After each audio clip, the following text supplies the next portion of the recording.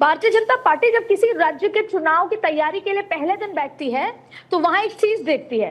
फर्ज कीजिए केरला का जिक्र करते हैं।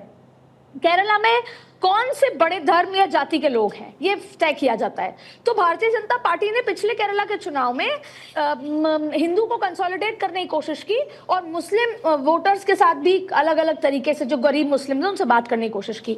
लेकिन यहाँ पे ये देखा कि जो हिंदू हैं वो कहीं ना कहीं लामबंद नहीं हुए जो भारतीय जनता पार्टी चाहती थी मैकेनिज्म और स्ट्रैटेजी के लिहाज से।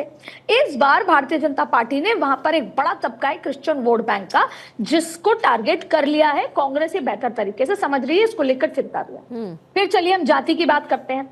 आप देखिए महाराष्ट्र में कटोगे तो बटोगे, बटोगे तो कटोगे जैसी स्थिति, एक है तो सेफ है। ये हिंदुत्व पर वोट बैंक तो हुआ, राजनीति तो हुई, लेकिन फिर भी माइक्रो मैनेजमेंट के लिहाज से जितने भी एससी वोट बैंक था, एक बड़ी संख्या के एससी वोट बैंक, तो जो बुद्धिजीवी थे, जो बड़े पॉलिटिशियंस थे एससी के, उनको भेजा गया और अंडर द कार्पेट रात को 20-20 लोगों की पंचायत हुई। कभी 100, कभी 80, कभी 100, 150, 200, 20, और पंचायत में ही उनको बताया गया कि भारतीय जनता पार्टी आप लोग को क्या दे सकती है, आप लोग के लिए क्या क्या करेगी जी, बच्चों के लिए क्या करेगी। और देखिए आप महाराष्ट्र की जीत जबरदस्त जीत थी।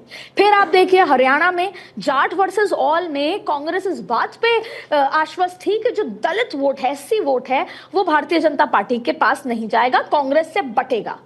जबकि आप देखिए बसपा भी मैदान में उतरी और उसके अलावा बसपा की जो दूसरी पार्टी है जैसे रावण है वो भी मैदान में उतरे। अलग अलग पार्टियां वोट काटने के लिए उतरी, पर असल में क्या हुआ, एससी वोट बैंक बीजेपी को पड़ा।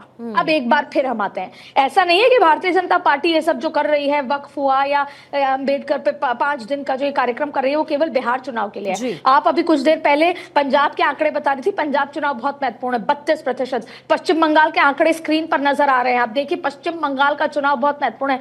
अगर यही 16% एकजुट होकर बीजेपी को वोट कर देता है तो पूरा का पूरा गणित बदल जाएगा। फिर आप देखिए कि वक्फ के लिहाज से जो पासमानदा और जो वोरा मुसलमान है पश्चिम बंगाल के, वो अगर बीजेपी के साथ आते हैं तो कैसे मैथमेटिक्स बदल जाएगी।